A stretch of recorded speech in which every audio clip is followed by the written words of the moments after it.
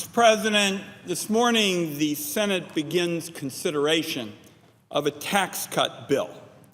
The Finance Committee agreed to call it the EXPIRE Act, and I'm going to take just a few minutes to talk about why it is so important that this bill be passed and passed now. And here are a few of the key reasons. First, if the Senate doesn't act, veterans who are now packing job fairs across this country are going to face an even tougher struggle to get good jobs. Second, because the jobs most essential to our economy, the good-paying, innovation-driven jobs needed to underpin a growing middle class, they'll be harder to create. And third, because just when underwater homeowners get hold of a life raft that keeps them in their homes, a big tax hike could yank it away. And fourth, because millions of students are already up to their eyeballs in debt, without this, they'll go even deeper. And in addition, producing clean energy will grow more expensive, risking the high-tech jobs that every member of Congress wants to protect. The EXPIRE Act addresses all of these issues and more. And the second question that I think is going to be relevant to this debate is, what are the implications for the cycle of stop-and-go policies that have made the tax code in this country so unnecessarily complicated and uncertain? The EXPIRE Act ends that and builds a bridge to comprehensive tax reform. Now, many of these stop-and-go incentives are good policy, and they ought to be extended permanently. The EXPIRE Act gives the Finance Committee and the Congress the room to work on reform and decide which provisions to keep. For now, this is about balancing short-term needs and long-term goals. In the coming months, the Finance Committee is going to pursue a tax reform plan on a bipartisan basis that gives all Americans the opportunity to get ahead. But right now, what's needed is to protect jobs and deliver more certainty. On April 3rd, the Finance Committee passed the Expiring Provisions Improvement, Reform, and Efficiency Act. Mr. President, there was a strong bipartisan vote in the committee. And we called the bill the EXPIRE Act for one reason: it's supposed to expire. And I stated that morning that on my watch, Mr. President, this is going to be the last time that the Finance Committee considers a tax extender bill. Once this piece of legislation is enacted and behind us, the committee moves on to the critical next challenge, and that is comprehensive bipartisan tax reform. Now, I'm going to talk for a minute about how this package is going to help middle-class individuals and families. We all understand that a prosperous middle class is the key to long-term economic growth for the country. This legislation boosts that cause by extending incentives that help workers get back on their feet, such as the Work Opportunity Tax Credit. This provision is a lifeline for our veterans in every state in the country because it encourages employers to hire the vets when they come home from overseas. Veteran unemployment is still at crisis levels. This bill is going to help address that. Thanks to work by Senators Portman and Cardin, again on a bipartisan basis, the Work Opportunity Credit is now going to be available to businesses that hire the long-term unemployed. They're the Americans who've been hit hardest by the recession. And without help, we're going to see them fall between the cracks. This legislation can be an important role in helping those Americans find good jobs. The EXPIRE Act also extends and expands the credit for research and experimentation. And the reason this is so important, Mr. President, is this is the lifeblood of innovation that is so important for our economy. Not only does this credit incentivize research and innovation, but thanks to good bipartisan work, I've heard that mentioned a couple of times this morning, Mr. President, you're going to hear it again. In this case, Senator Roberts and Senator Schumer and others made adjustments to the credit to make it work better for small businesses and for startup firms. Many of these firms that are just getting out of the gate can't really use the research credit in its current form. So the EXPIRE Act says to all of those startups, if they want to use the credit, we're going to make it easier to hire and pay workers. We're going to help you do that. The Congress also needs to keep pushing business investment and innovation. And that's why the EXPIRE Act extends incentives like bonus depreciation and expanded business expensing. This makes it easier for companies to invest in new equipment and property, grow their operations, and create more jobs. Now, we know many of our communities are hurting. They've been battered over the past decade by the financial crisis and by an exodus of manufacturing jobs. So it's critical to drive investment to those communities to help promote growth and create good-paying jobs. The people in those communities hit hard by this economy deserve a chance to achieve the American dream just like everybody else. That's why the EXPIRE Act extends provisions such as the New Markets Tax Credit, which drives private investment to these hard-hit areas. The New Markets Credit leverages private funds to create new businesses in economically depressed communities. And thanks to efforts by my colleague from Ohio, Senator Brown, these credits are going to be available to boost manufacturing. Areas that have lost some of their good-paying blue-collar industrial jobs, through this, will see more private investment head their way. Now, with the recent news of the economy's first quarter, the challenge of growing the economy, it's obvious our families and businesses need all the help they can get. That's why the EXPIRE Act allows families to continue to deduct their state and local taxes. Americans can already deduct their state income taxes thanks to a permanent part of the tax code. But families in states like Texas, Florida, Washington, and Alaska don't pay state income taxes. They pay higher sales taxes. This legislation levels the field and lets families deduct their state and local taxes, whether they're income or sales. And as the housing market continues to come back from the Great Recession, we know that millions of Americans are still struggling to stay in their homes.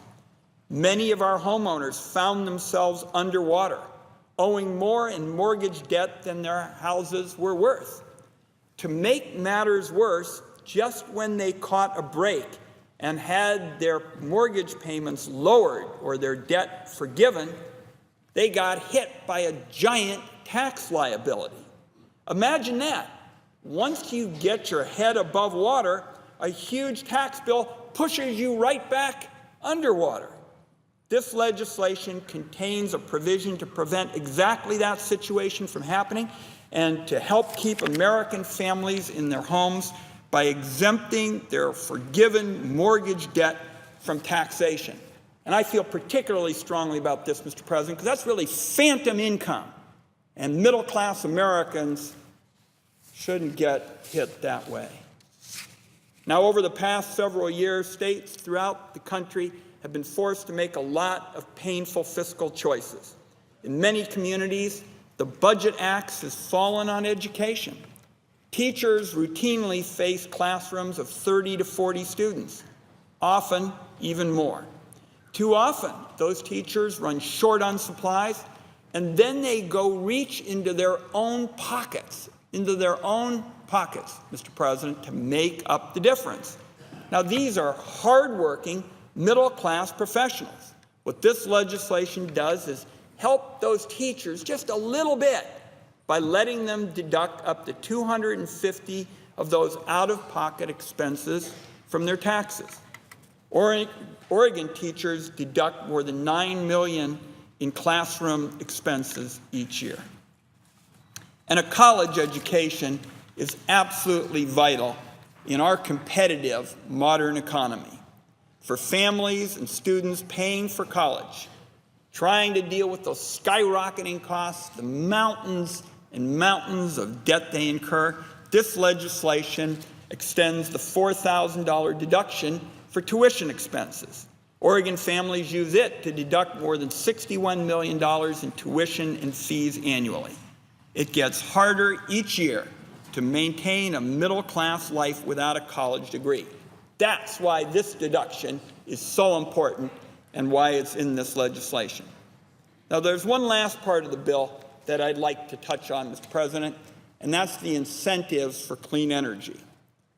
Previously, I chaired the Energy Committee, and I saw how essential it was to generate investment in clean tech and clean energy. It's an area of our economy that's been plagued by the stop-and-go nature of tax policy. Now's the time our country should be investing in low-carbon and energy-diverse alternatives. And some of the provisions in the EXPIRE Act have been extraordinarily successful in doing just that. The production tax credit for renewable energy that includes wind, geothermal, hydropower, and biomass has helped drive major growth in renewable clean energy. Wind, in particular, has boomed over the past 5 years. It now accounts for more than 60,000 megawatts of wind generation across the country. Wind energy production has more than doubled since 2008. That's enough to power more than 15 million homes, and the industry supports more than 50,000 jobs. And the growth of this industry has been a boon to manufacturing, supporting more than 500 manufacturing facilities. Still, the wind industry is not immune to the stop-and-go nature of tax extenders. Growth has leveled off over the past 2 years, mostly due to the expiration and late retroactive renewal of provisions like the production tax credit. It's critical, in my view, to provide certainty to these businesses. In the energy sector, electricity generating stations and refineries are major investments that can take years to plan and to finance and construct. That's why tax reform is so vital. Our country needs a long-term, stable energy policy. And there are a lot of fresh ideas on how to improve energy policy in the tax code. As chairman of the Finance Committee, Ambassador Baucus put out a number of innovative, technology-neutral ideas that, in my view, deserve a significant amount of attention. But while you work out those ideas in a transparent, bipartisan way, it's important, Mr. President, that Congress not let our domestic clean energy industry fall off the cliff. That's why this bill extends provisions like the production tax credit through 2015. Now, clean energy is not just about generating more low-carbon electricity. It's about using energy more efficiently and reducing our overall consumption. That's why the EXPIRE Act extends and updates a credit that helps out homeowners who want to improve their houses and make them more energy efficient. So whether it's through better windows, installing insulation, perhaps replacing a water heater or a furnace, this provision helps those homeowners. And these improvements can dramatically reduce the amount of energy used to heat and cool American homes, resulting in lower electricity bills. And the legislation improves this provision by cleaning up what has been current law and updating its standards. It'll be easier to use and help push the boundaries on energy efficiency by allowing only the most energy efficient improvements to qualify. Even in pushing for efficiency in how we use energy, it's important to make smart use of taxpayer dollars. Commercial buildings use a tremendous amount of energy. 20% of all electricity consumed in the United States powers the places we work. By reducing this consumption, the U.S. can drastically cut emissions and lower costs for business. So, Mr. President, it's obvious that The areas that I've outlined make sense for our economy, and they've had bipartisan support. They're going to help spur investment and innovation, boost our communities, help disadvantaged workers, and continue to drive investments in clean energy and energy efficiency. Now, a number of those, as I've indicated, should be made permanent. It would be a mistake to simply let them disappear.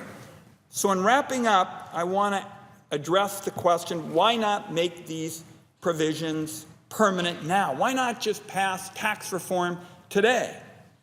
Well, Mr. President, that'd be my first choice. Everybody knows our tax code is in bad shape. It's complicated. It is, I think, calling it opaque would be a compliment. It desperately needs fixing. We want a code that promotes economic growth and treats everyone fairly. A lot of members have worked hard to develop ideas, but the reality is tax reform is not happening tomorrow. Reaching a comprehensive bipartisan plan is going to take time, focus, and hard work. And I know something about that, Mr. President, because I think I put as much sweat equity into bipartisan tax reform as any member of this body, starting with our former colleague, Senator Gregg, sat next to each other on a sofa every week for 2 years to write the first bipartisan federal income tax reform plan in 30 years. Senator Coates has joined Senator Begich and I in this effort, and we're not alone. Chairman Camp has put forward an ambitious tax reform draft that lays out several ideas as well on how to make the tax code simpler. All of these proposals contain the kinds of ideas we ought to examine as we look to reform our tax code. And once the issue of these extenders is settled, I look forward to working with Senator Hatch and all our colleagues on a broad-based tax reform plan that will grow our entire economy. But in the meantime, it would be a mistake to leave American families and American businesses out in the cold. Temporary provisions of the tax code continue to expire, leaving jobs and innovation, investment, and people's homes in limbo. By providing some certainty to businesses and families for the next 2 years, the EXPIRE Act creates the space needed for true tax reform. And I don't want us to lose sight of that during this debate. These extenders are important, but we're also going to talk on the floor about building a bridge to reform that this country desperately needs. We know that the inequities in the tax code, the inability to have the certainty and predictability that we need is holding us back. We need to make sure that we have a tax code that gives everybody in America the opportunity to get ahead, especially our hardworking middle-class citizens, our entrepreneurs, and our businesses. Our people work hard for the money they earn each and every day. They want to pay their fair share. But when they're asked to contribute part of their paychecks each month, they deserve a tax system that is transparent and equitable. We need to simplify the code. We need to level the playing field. We need to get rid of the disparities between different types of income that elevate some workers over others. So I encourage all of my colleagues today to first back this legislation so that we don't see, for example, innovation and our veterans and our teachers suffer as we work towards bipartisan tax reform. And second, to be open about sharing their ideas with the Finance Committee and all members about innovative bipartisan reforms that can improve our entire tax code. Voters send us here to work. They're looking for results. They don't want to hear excuses about why families pay more for college or why homeowners face a huge tax bill after getting out from under a mountain of debt. Simply dropping those tax incentives sacrifices valuable priorities without getting the real job of comprehensive reform done. Let us, colleagues, pass the Reform Act and let us move on to urgently needed bipartisan comprehensive tax reform. With that, Mr. President, I yield the floor.